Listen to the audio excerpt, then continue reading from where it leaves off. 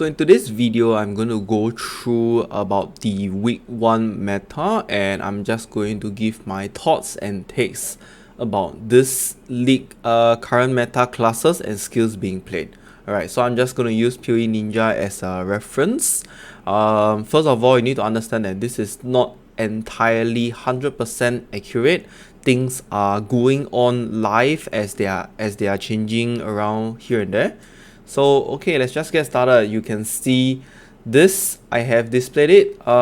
We have the percentage, and there you go again. Necromancer is dominating once again in this league. So if you were to click in Necromancer, you can see that Summon Skeletons is dominating again. I think this is quite straightforward, because last league Summon Skeletons has been the very dominating what do you call it, skills being played.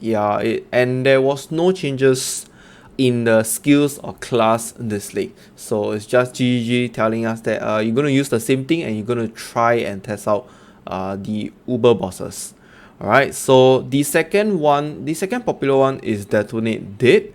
Apparently Detonate Dead has seen a few interest in some of the players. I'm not sure who started it, but I know that Zaran actually posted a guide on it, and it's pretty fun. It's decent, not the fastest clearer, not the slowest as well, but it is pretty decent in all aspects of the skill and class. Alright, so it has decent clear, it has decent bossing damage, and it is quite tanky as well. Alright, and that's why these two classes are being played the most, because these two skills, are being played the most because they are not only pretty tanky, but they are also kind of like range, so it does not get into the arch nemesis mods. Like it will be in a safe area. Alright, okay, next up we have the Inquisitor. So Inquisitor, we have Righteous Fire and Fire Trap. They are two combined together. So if I were to click Righteous Fire, you can see that everyone is playing Righteous Fire together with a Fire Trap. Alright, hardly do you see anyone without Fire Trap. Okay, so I myself have not played Fire Trap before, so I do not know honestly how the mechanic works or whatever, but I know Righteous Fire is actually a pretty good skill all the time. Like, it has been here for quite a while already, for a few leagues, and it has seen a lot of popularity this league as well.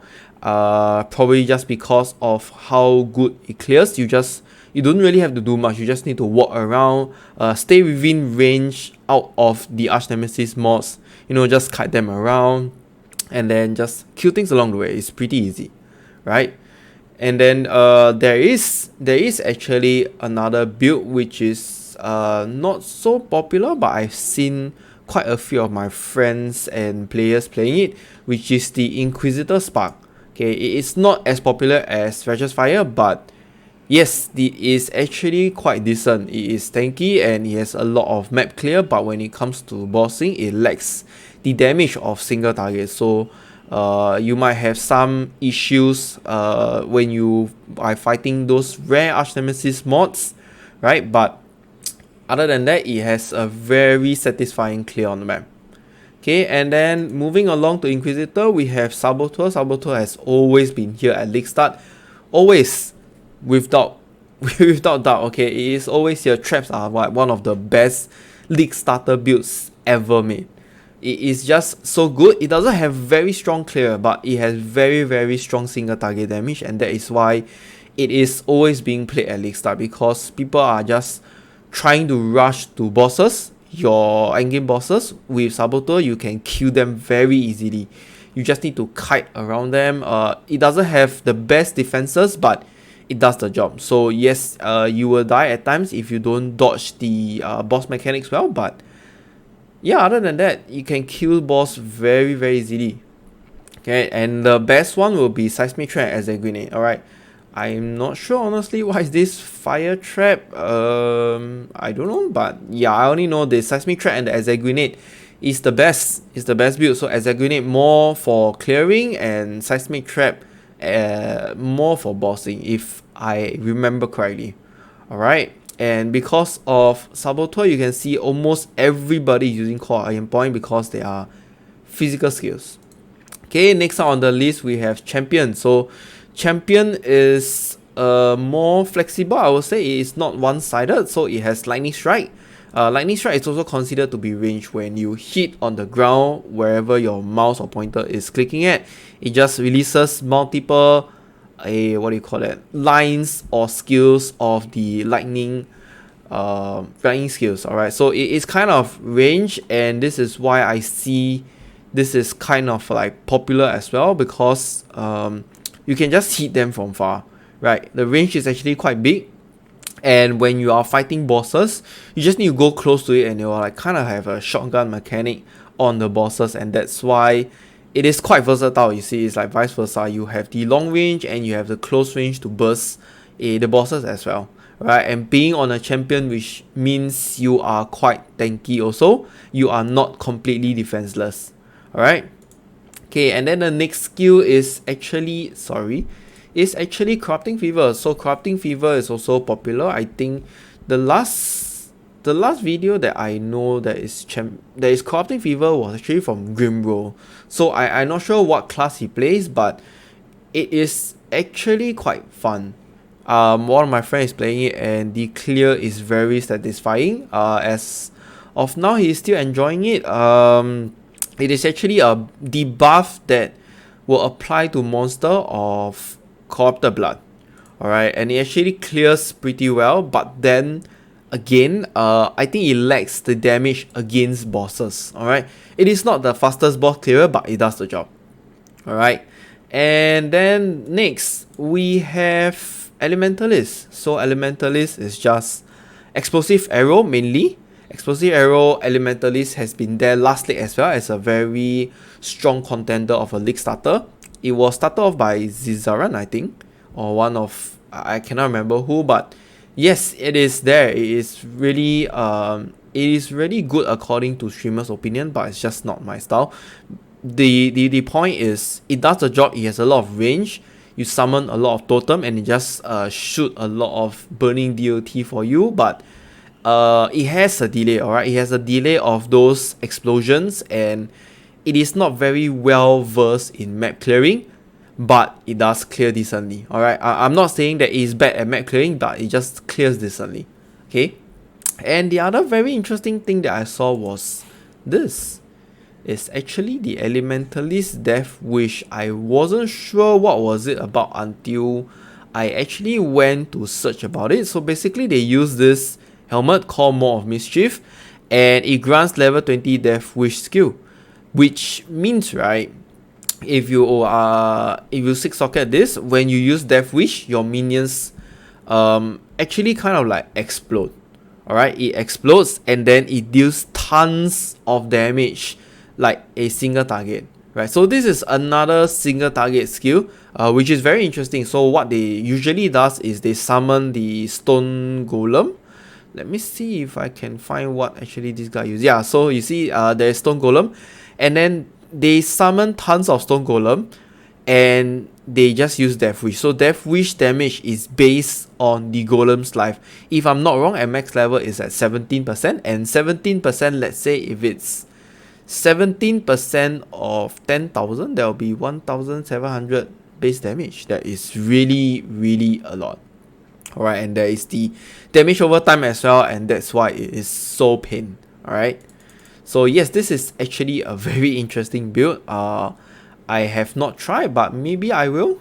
Yeah, give it some thought. This is a new minion build I haven't tried, and there you go. That's actually the top 5. I will not explain the rest because they are more or less not being played very often. Okay, maybe the Occultists, you can see that is rising again. There we go. We have the Cyclone Forbidden Rite and the Ice Spear.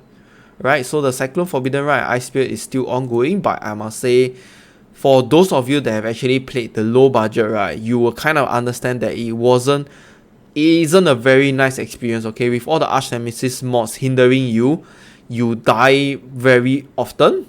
Okay, that is not something that it is very nice, and you will struggle a lot. Okay, as compared to last league, you will struggle a lot. I am not sure for the high budget because I have not reached there. I have not reached there yet, but from some of my viewers or players that are actually using my high budget, they actually mentioned that it is quite smooth. Yeah, so apparently it's quite smooth for the high budget, and probably we might see a rise in COC again, like for the high budget, because the damage from COC has always been one of the highest single target damage in the game, right? No doubt. We all know, for those of you that have played COC, you understand like how the mechanic works, and the single target damage is really insane. The number of times you proc the skill, be it or not is Forbidden Rite or let's say Ice Spear, the number of times you proc and the damage inflicted on one instance is really insane. Right, so okay, that's it. This is the top 5. Okay, and this is just the top 5 overview, the TLDR on what is the most popular class and skills being played. Like I mentioned, number 1 will be Necromancer with the Summon Skeletons and Detonate Dead. Second will be Inquisitor with Righteous Fire and Fire Trap. This is just the dominating one. The others are like just very little. And Sabotage, you have Seismic Strike and Exec Grenade. Champion, you have Lightning Strike. So actually there's Corrupting Fever also, but the top skills being played by Champion will be Lightning Strike. And Elementalist will be Explosive Arrow. I just put the Death Wish there because it's just really interesting. Alright, and there you go, you have the top 5. Okay, so next will be my take on this league meta. So like, first of all, unless they completely remove or either change some of the Arch Nemesis mods, I think melee and close range builds are never going to shine again because of the way how Arch Nemesis mods work, right? It is just far too dangerous in very high tier maps, and can you imagine when you juice up your map so much, there is just so many mods on the there's so many mods on the rare Arch Nemesis monsters. I'll just give you some example, alright? So like Mana Siphon, Arcane Buffer, what else do you have? I think Hasted is okay, but Hasted combined with other mechanics, they say like Corruptor or something like that, it's just too insane, alright? There is a lot of downside, and it's far too dangerous in a very juiced up map. So they are not going to be as good as compared to a range build, because the range build you can just kite them, hit, shoot, whatever you want, and then just run away and just rinse and repeat.